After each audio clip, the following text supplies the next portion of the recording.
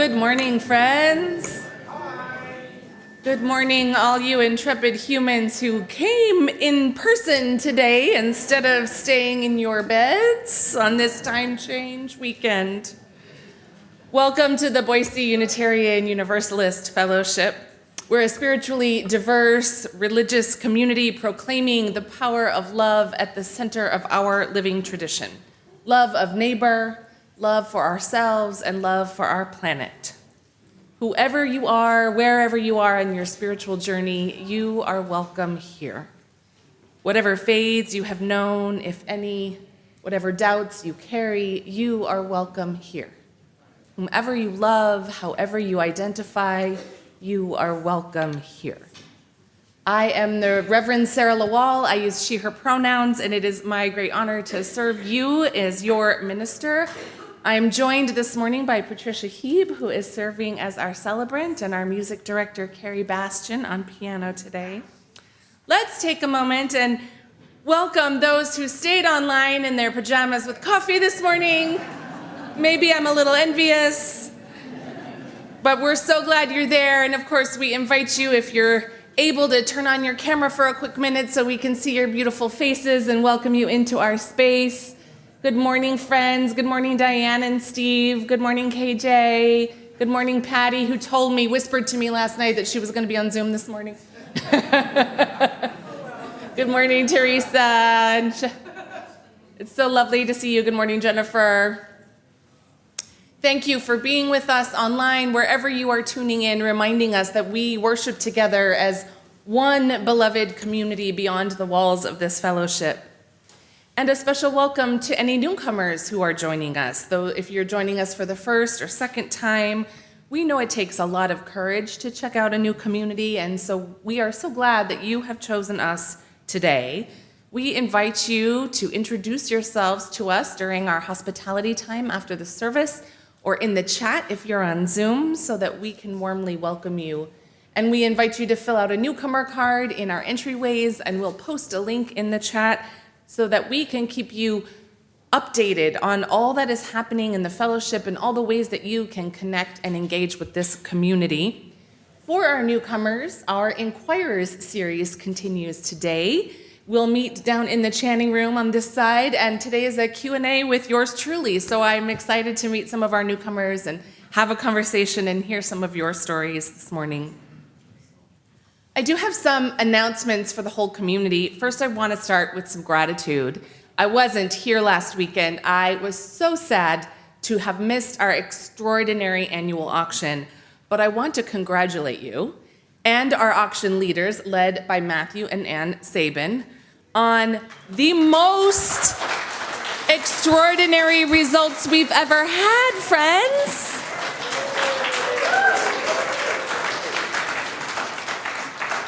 Our live auction raised $11,750. Our silent auctions raised $13,078. Our special appeal to fund social justice work within and beyond our walls raised $24,000. And as Matthew was doing the math and sharing it with me this week, he shared that, adding up all the bits, we were just under 50,000 until he added in the kids auction, put us over the top. $50,000. You should be so proud. It is an astonishing and beautiful number to wake up to on Sunday morning when I was with the Portland Unitarians to see a text, and then to hear all of the delightful stories about the event on Saturday night. So thank you. Right after the service today, our nominating committee wants to share some fabulous videos with you. So I want to invite you to stick around just for a few extra minutes for that. Because, of course, we are searching for some positions in our leadership for the coming year, just like we do every year. And it could be one of you. And I also want to remind you of our hosting of the documentary film screening for the film 1946. It is about the translation, the mistranslation of the words homosexual in the Bible and how that has messed it all up. It will be held, we are partnering with Boise First Congregational UCC Church on Woodlawn, and they are hosting, so it's Tuesday, March 11th at 7 p.m. It's an extraordinary film, and it's so needed for these extraordinary times. So I really encourage you to get out there and join in that screening. Each week we begin our worship service centering ourselves by lighting our flaming chalice, a symbol of our free faith, a beacon of hope, love, and justice. We light our chalice in solidarity with thousands of other Unitarian Universalists lighting chalices this morning in worship spaces across the globe, reminding us that we are part of a great community of faith and love. As we light our chalice here in the sanctuary, I invite those of you who are with us on Zoom to light a chalice if you have one nearby, or a candle, and then share in the chat where it is you have lit your chalice this morning.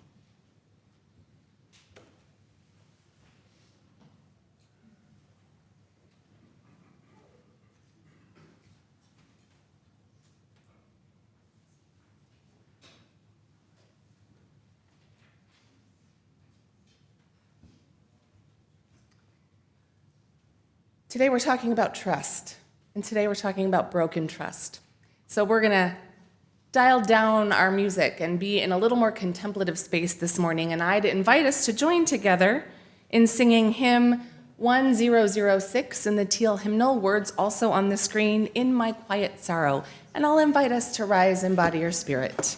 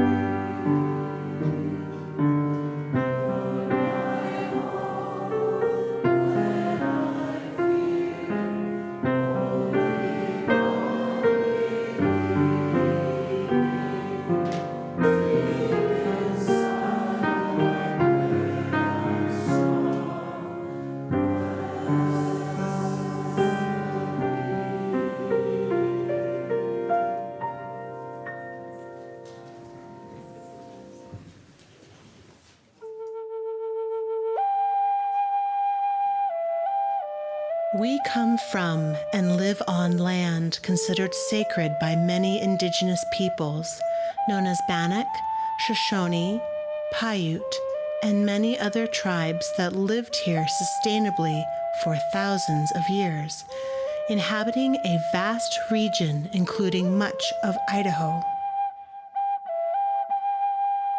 We recognize the long history of the land, long before colonization, and acknowledge the ancient tribes whose names have been lost in history. With this acknowledgement, we wish to demonstrate our commitment to dismantling the legacies of settler colonialism. We honor Indigenous peoples' connection to the land and support their right to sovereignty. In the challenges of these truths, may we move through the world bringing justice in every way that we can, listening to the truths spoken to us by Native American peoples, making space for them to re-inhabit this place, and giving them back the resources they need to heal their communities.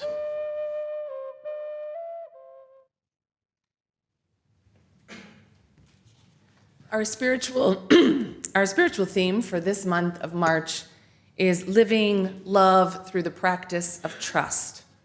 Today's service explores what happens when trust breaks, particularly the trust broken by institutions we've loved and felt connected to. And we ask, how might we show up for each other in the face of that broken trust? As we enter into this time of worship together, let's all take a breath together.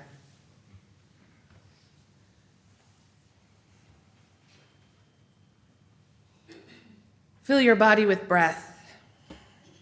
Breathe, knowing that our breath connects us to one another, to our bodies, to our planet. Our breath offers us an opportunity for stillness, to tune in to our spiritual center, to listen deeply to our heart's own longing.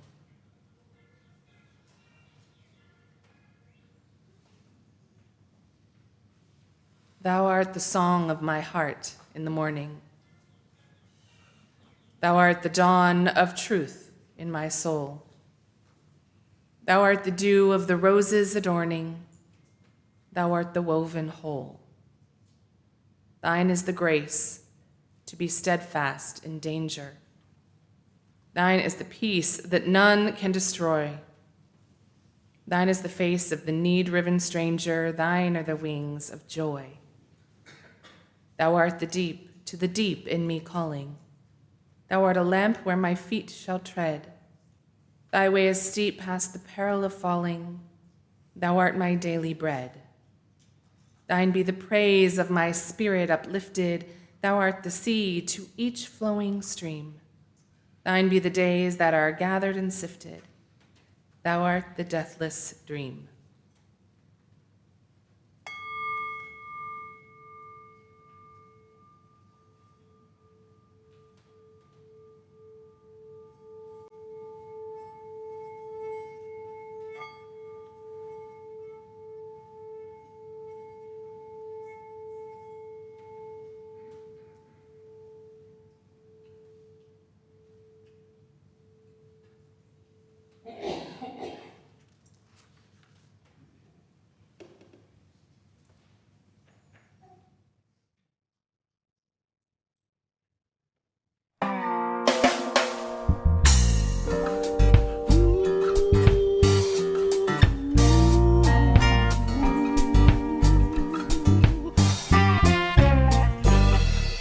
Love, would you guide my feet? Love, would you light my path? Love, lead the way.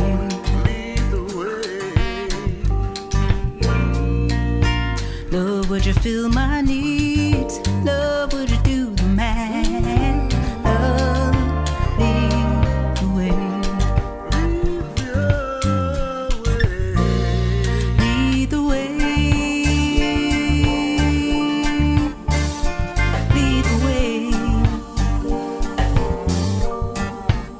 And I will walk with trust today. And all I do, and all I say, I will follow. Love, lead the way.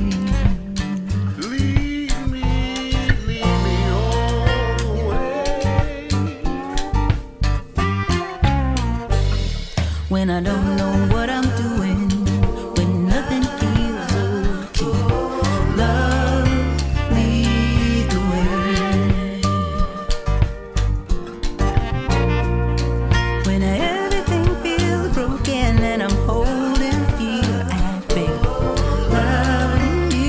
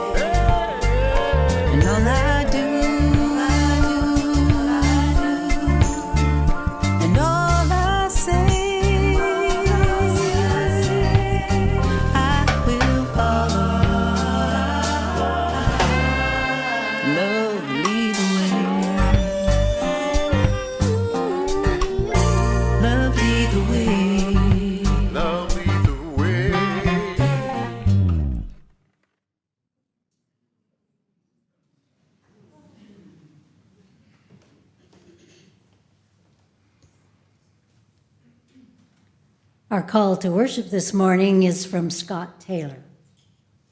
We gather today to hear the call of trust. Though our hearts have been bruised by broken promises and dreams deferred, we listen again for that longing to repair, to be repaired, that hunger to start anew. Trust is something that needs to be rekindled again and again. May today spark the fire for a new match. Come, let us worship together. With our promise of building a beloved community, we celebrate our commitments to being a multi-generation community, a community of generosity and a community of care and connection. And in that spirit, we'd like to invite our children to come up front for our time for all ages. Children, come on up.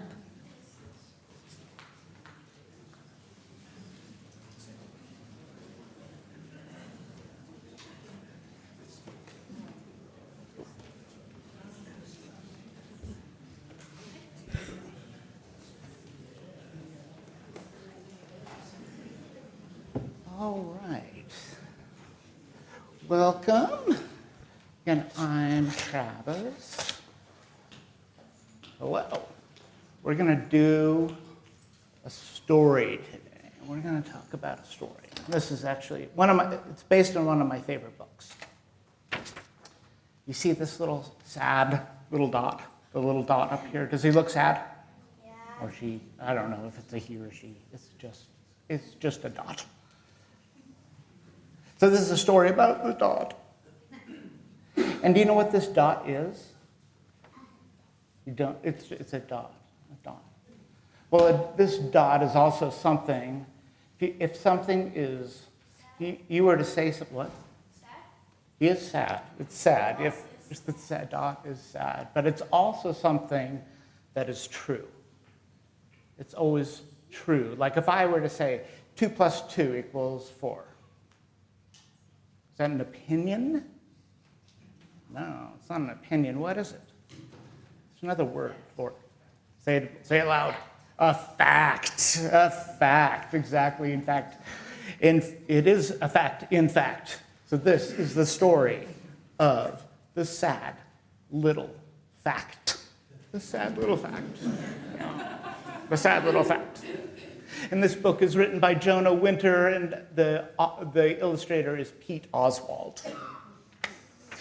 And we're going to look at the story of the sad little fact. So once upon a time, there was a sad little fact.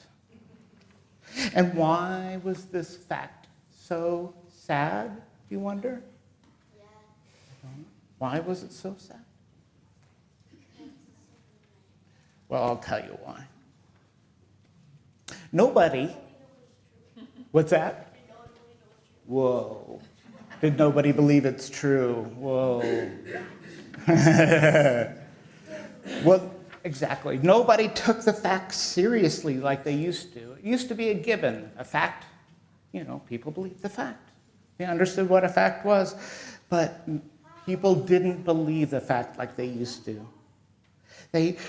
People, when the fact was out walking, they would step right over the fact. It was more of a nuisance than anything. The sad little fact had one thing to say back to all the doubters, and that was, a fact is a fact.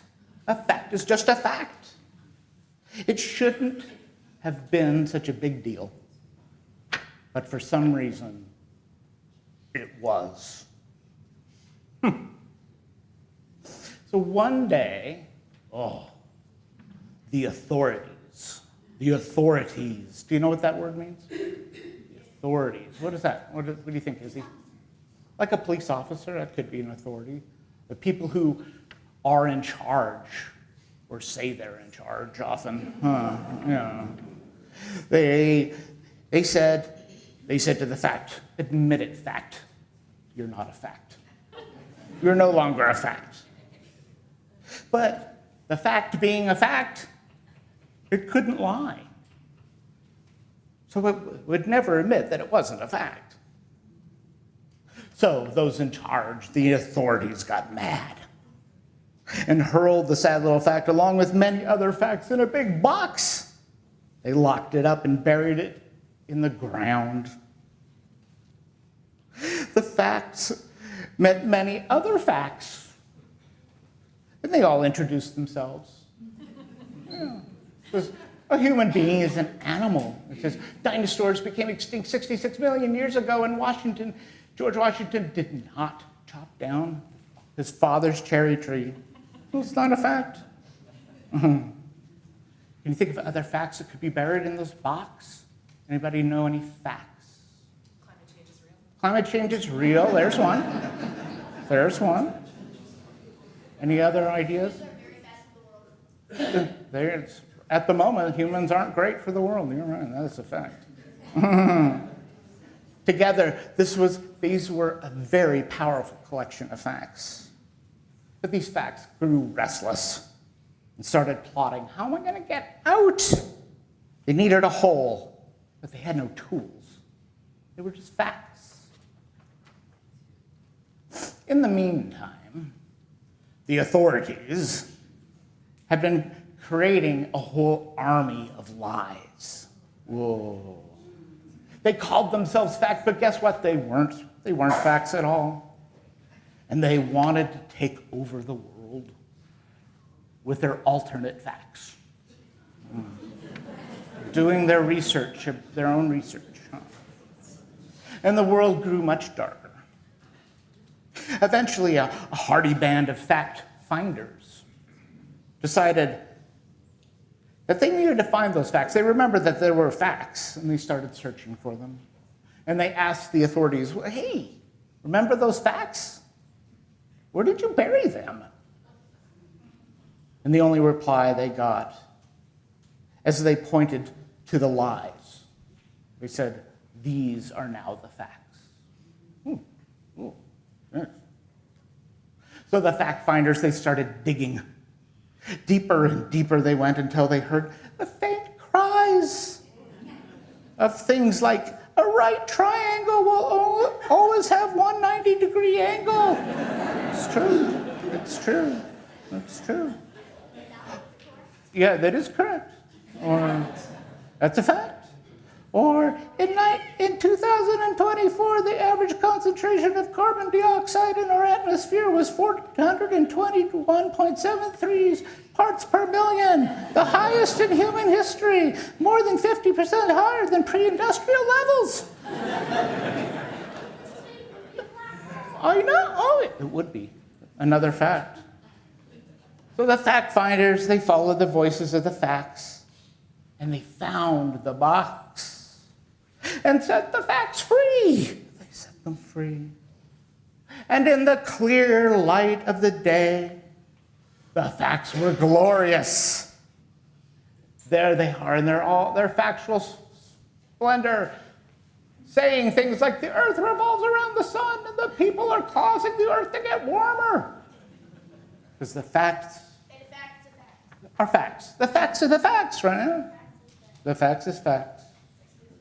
In fact, in unison, they all said, a fact is a fact. A fact is a fact.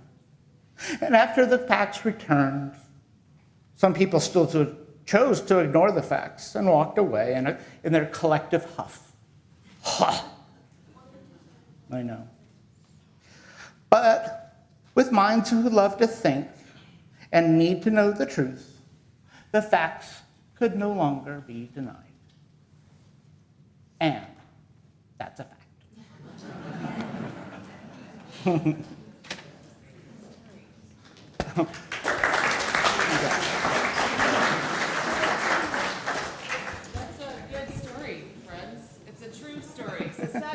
It's a true story, but it's a good story. So the reminder is, you must speak the facts, always, always. Don't let those alternative facts take over. Let's join together in our community blessing as we send our young people off to their religious exploration spaces.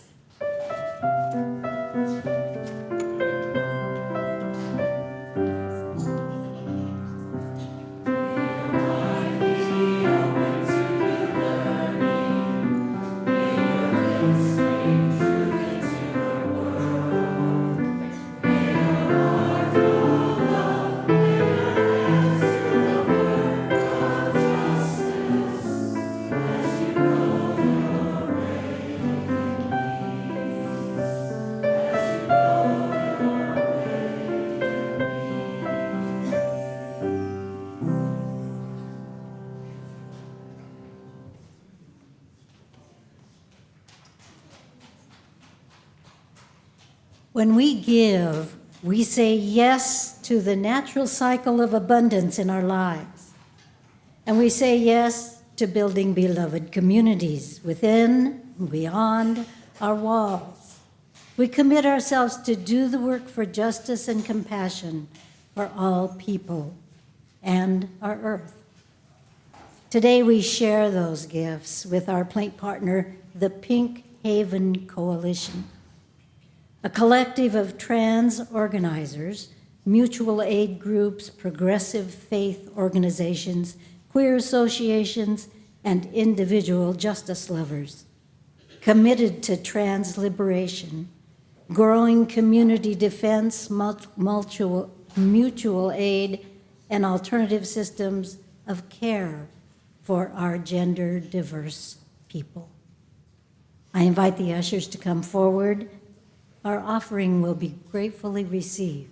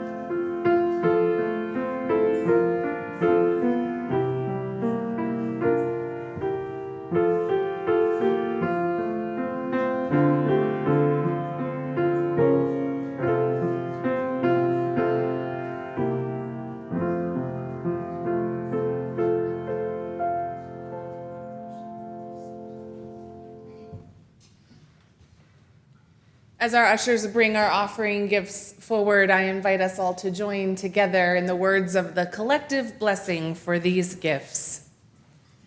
We bless these gifts so freely given. May generosity always be our companion as we walk the holy path toward ever greater compassion and beauty. Thank you.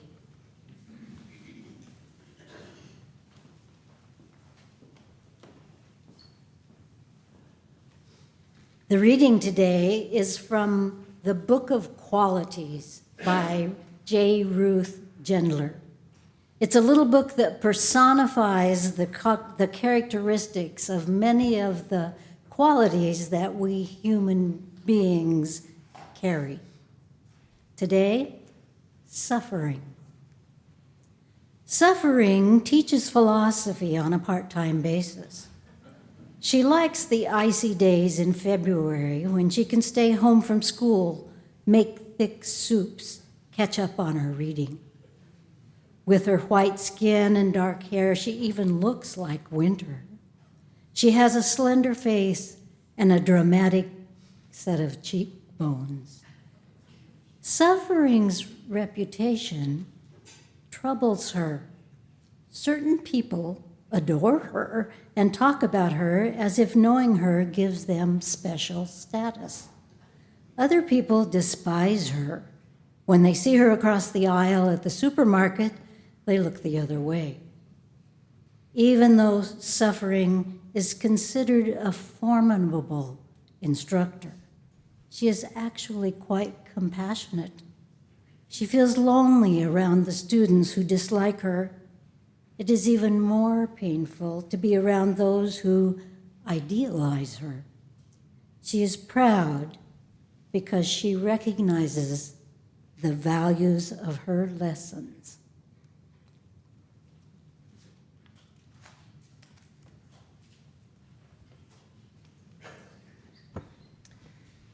So last night I had the great honor of attending the Democratic Gala fundraiser with so very many of you. What a delight that we had 3 official booth tables, but then there were many more of you out there and about. And it's really a delight when people say, "Oh, Sarah, who are you sitting with tonight?" And I'm like, "My church people." They're like, and I tell you, we heard a speech from Representative Malcolm Kenyatta of Philadelphia, and friends who were there. He was fire, was he not? He preached a sermon. I'm not going to preach that sermon today, although I wish I could, but I felt like I was taken to church last night. It was glorious. It was glorious. I felt fortified. For 2.5 hours, I felt like I was in a room of people whom I dearly loved, and everything was right in the world. And then I got up and got in my car, and NPR was on this morning, and that dream went away real fast. I am not one that always recognizes the value of suffering's lessons.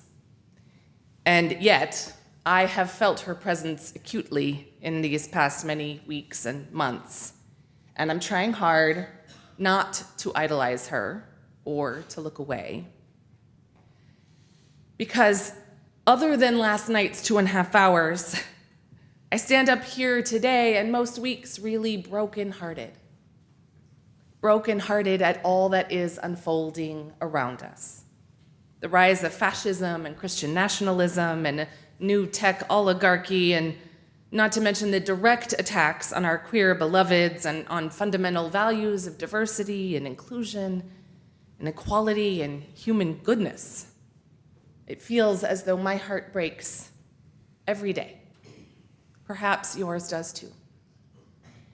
And I am trying to remember that this is not the first time hearts have broken and trust has been broken and institutions have failed us. 60 years ago this weekend, hundreds of people gathered to march across the Edmund Pettus Bridge in Selma, Alabama. The march, as you know, was part of an ongoing effort demanding equal rights, voting rights for Black Americans.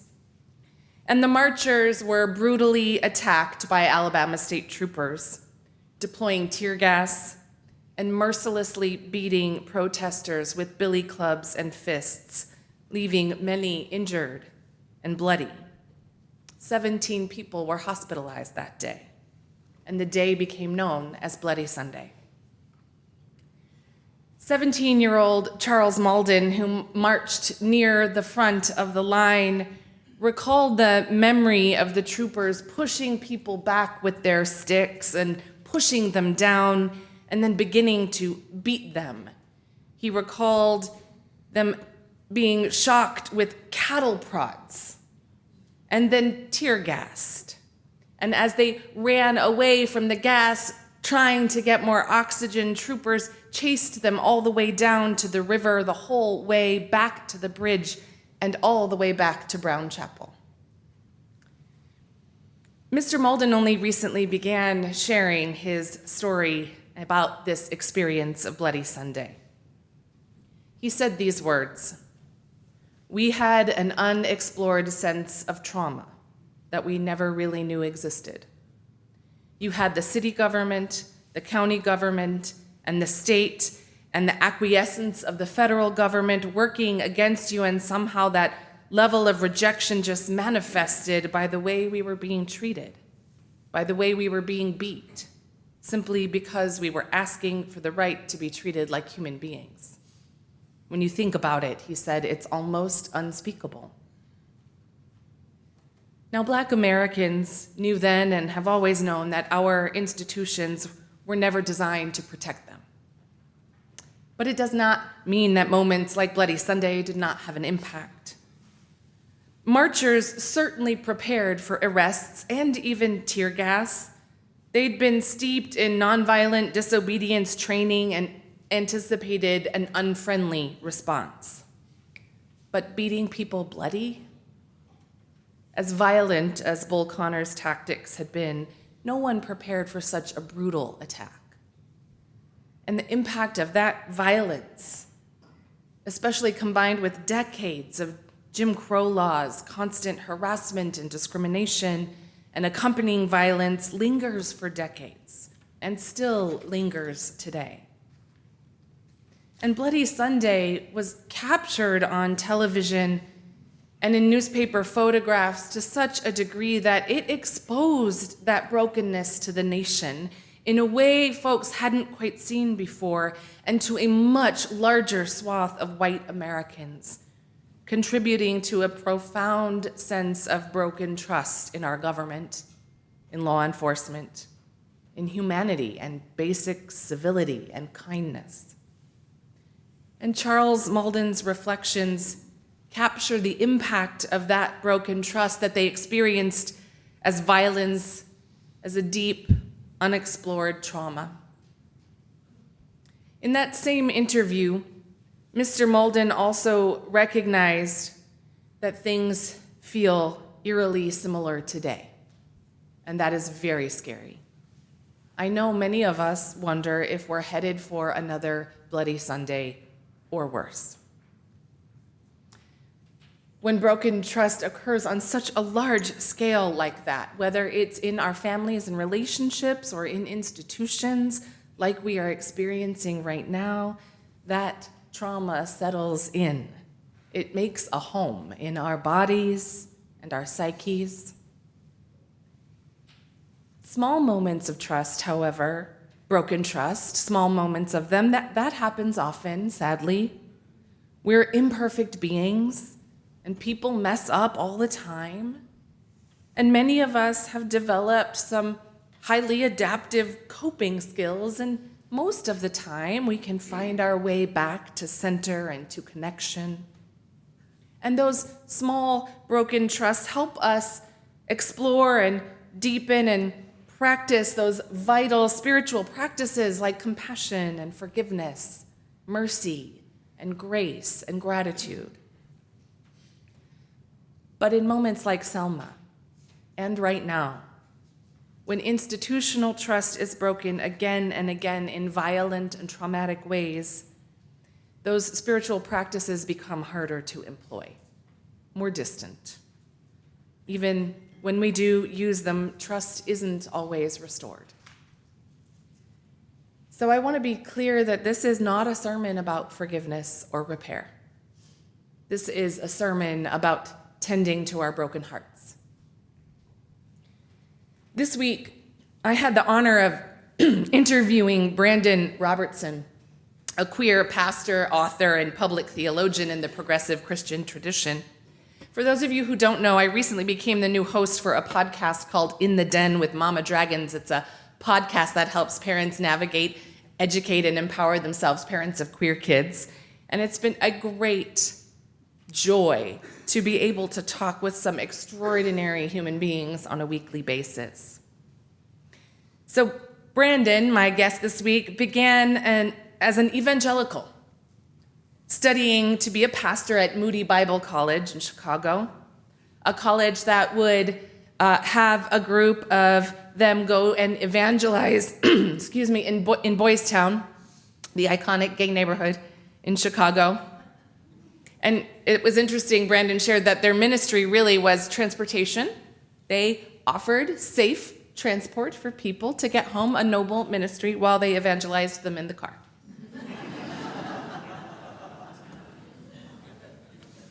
But as is the story for too many, he realized he was queer. He began expressing those ideas and thoughts and feelings, and the church and the college shunned him. but not before they sent him to conversion therapy. In fact, he was publicly outed by Time magazine with the headline, "Young Evangelical Leader Loses Book Deal After Coming Out." He'd been working on a book for a conservative publisher called Nomad, Not So Religious Thoughts on Faith, Doubt, and the Journey in Between. It was a kind of millennial memoir on his journey of faith. And while his manuscript only mentioned the word gay one time, when asked by the publisher to say that he did not condone, encourage, or accept the homosexual lifestyle, he refused. So they canceled his contract. Brandon is the most extraordinary theologian I have met in our contemporary times, and he is now branded a heretic and a false teacher by the very church where he found a profound and deep sense of faith, and by the same leaders who mentored him. And in his leaving, he shared about all of the pain and heartache from such deep rejection, and he shared about his doubt and anger. We talked about this pain, this broken trust that so many, too many, have experienced at the hand of their beloved religious communities. He wrote this. This is so symptomatic of what happens in the broader evangelical community. Every day, LGBTQ+ individuals are told that they are no longer welcome in churches, are kicked out of homes, are fired from jobs, are forced into reparative therapy by those who claim to represent Jesus. And while far too many like Brandon have walked away, given up on religion altogether, understandably, because we know religion and Christianity in particular has done so much harm, Brandon stayed with it. He completely deconstructed and then reconstructed his faith, which is not easy to do, as I'm sure so many of you here who have lived that reality know all too well. And it makes me so terribly sad that religion, have done so much damage, that people have lost all trust in religious and spiritual community, and all trust that that community can have anything helpful to offer.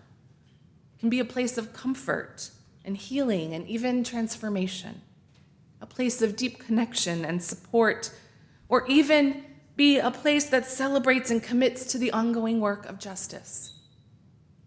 Just as it makes me equally sad at the broken trust experienced by those on the Edmund Pettus Bridge on Bloody Sunday, and that trust has never fully been restored or repaired. If it had, we would not continue to see state-sanctioned police violence on Black and brown people. And today, we are experiencing continued broken trust from the institutions and systems in which many of us had placed some faith, even as we also acknowledged their imperfection. I know I am feeling a profound sense of growing broken trust and brokenheartedness at the failure of so many systems all around us. Healthcare and education and housing and the economy and our rising extractive capitalism and religion still, and its rising takeover from Christian nationalism. So what do we do when our hearts continue to be so broken? Where do we turn? How do we begin to find healing? Is healing even possible?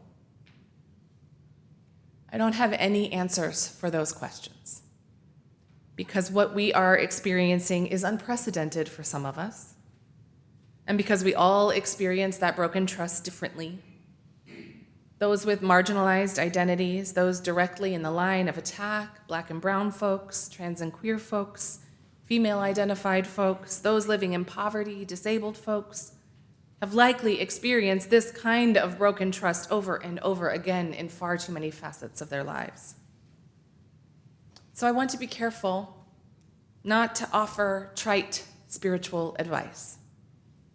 I want to avoid advising altogether, or trying to fix or save or problem solve. I don't want to tell us to just practice forgiveness or be more compassionate or start a gratitude journal, although those are great practices. They really are. I don't want to tell you to just let it go or fight back and join the resistance, although there is deep wisdom and spiritual benefit in all of those things. All of them are necessary. I do want to tell you that it is okay if your heart is broken or broken again. Our collective hearts are broken.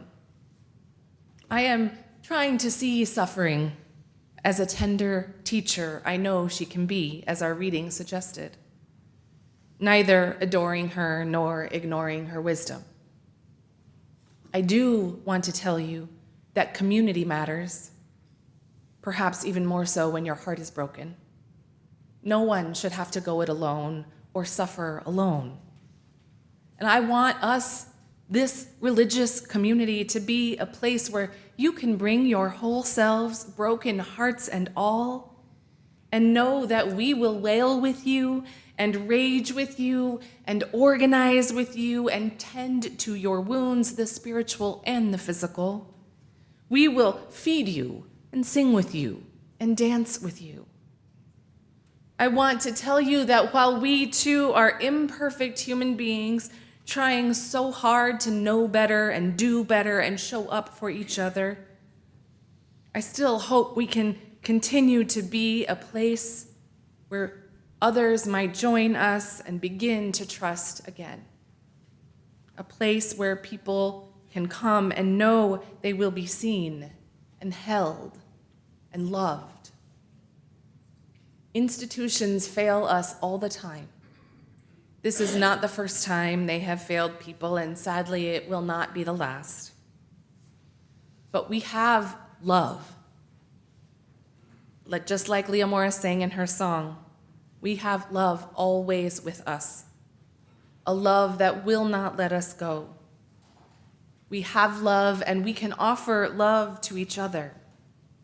We can offer love when we cannot get up off the floor, and when we are marching back out into the streets and into the line of fire and everywhere in between. At our recent Committee on Ministry meeting, Matthew mentioned how he's felt this shift recently here among us. It feels like more love, like we love each other more and love community more. And I feel it too. Not that we weren't loving before, we were, but it feels different right now. More palpable, maybe, or more tender. And that is how we will meet each other and all our beloveds suffering from deep, broken trust and broken hearts. Not by making it all better, but by meeting that broken trust right where it lives and showing up with our love over and over and over and over again. May it always be so. Amen. Friends, sometimes we tend to our broken hearts through song, and we fill our spirits up and hold ourselves and each other in beautiful words. So I invite us to sing together, seated this time, hymn 1002 in the Teal hymnal, 1002, Comfort Me. Words will also be on the screen.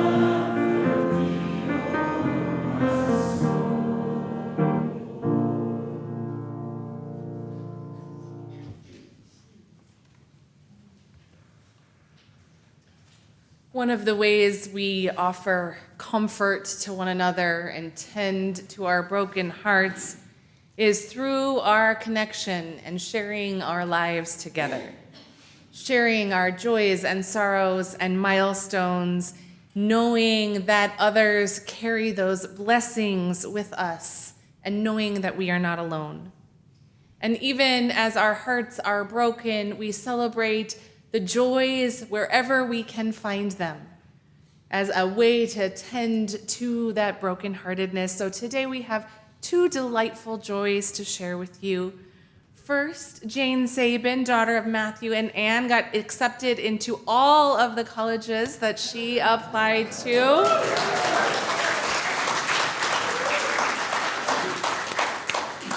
And my own daughter, Juniper, just graduated from Life's Kitchens program last week.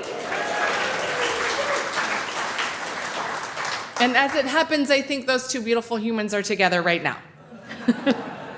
Thank you for celebrating with us, friends. If you are holding someone in your heart this morning, I invite you to speak their name aloud into this community of care and love that we might hold them with you.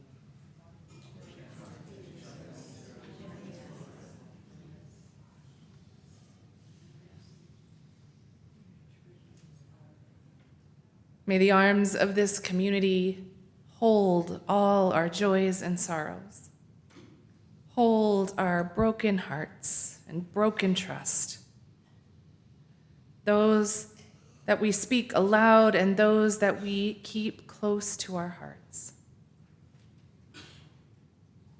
May we feel the grace in the room, knowing we are surrounded by the spirit of life and love, with a warmth to celebrate the joys and a gentleness to soothe our aching hearts. Breathe with me.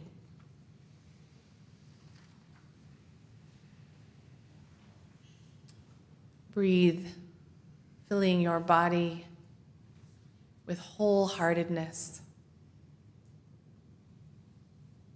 Breathe with this beloved community filled with loving kindness.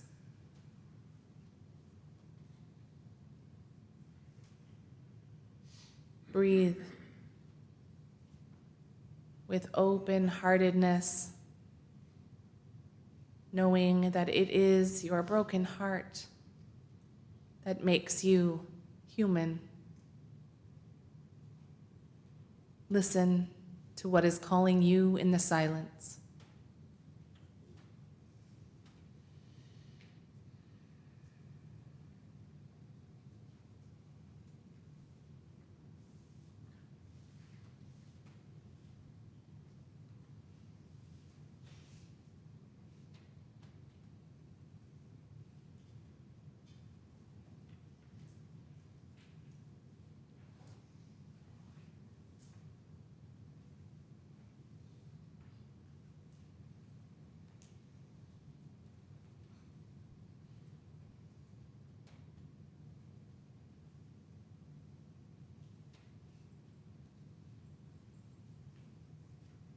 I offer you this prayer from the Reverend David Breeden and invite you to continue with me in this time of prayer and meditation. Spirit of life and love, holy mystery. Of human wrangling there is no end. Endless struggles engulf us. Broken trust surrounds us like shattered glass at our feet, leaving us nowhere to go. Where do we find hope? May we trust in words that have been spoken, despite all the words that have been hurled. May we still find meaning talking with each other.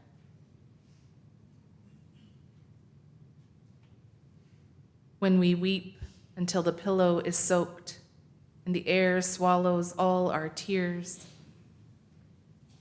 may we find solace in our words to each other.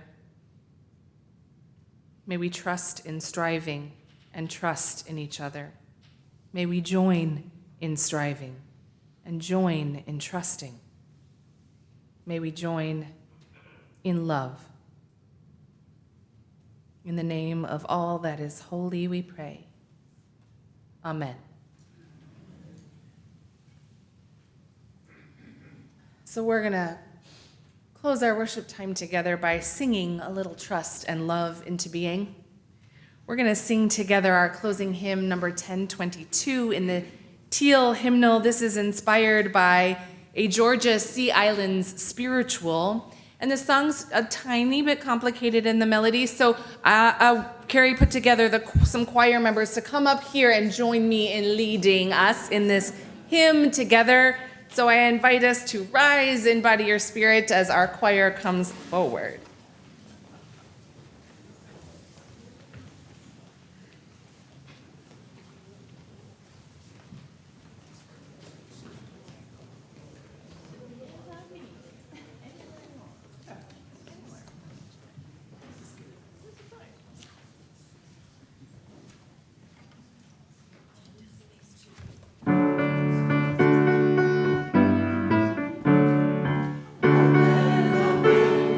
Shine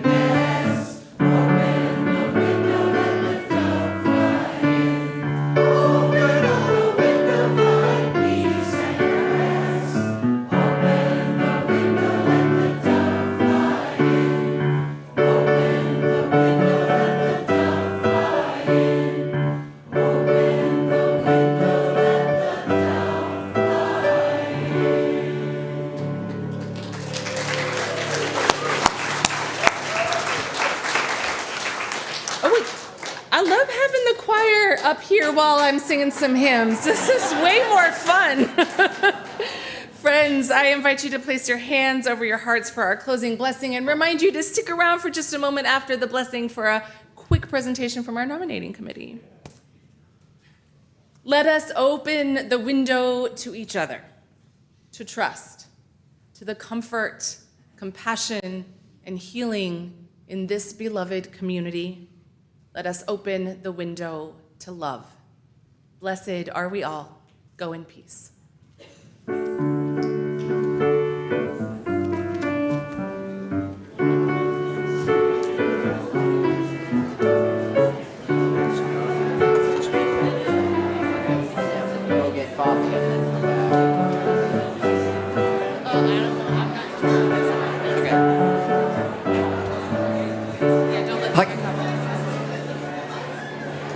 Hello, everyone.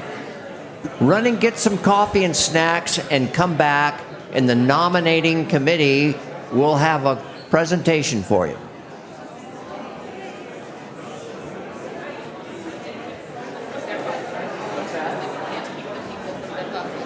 No.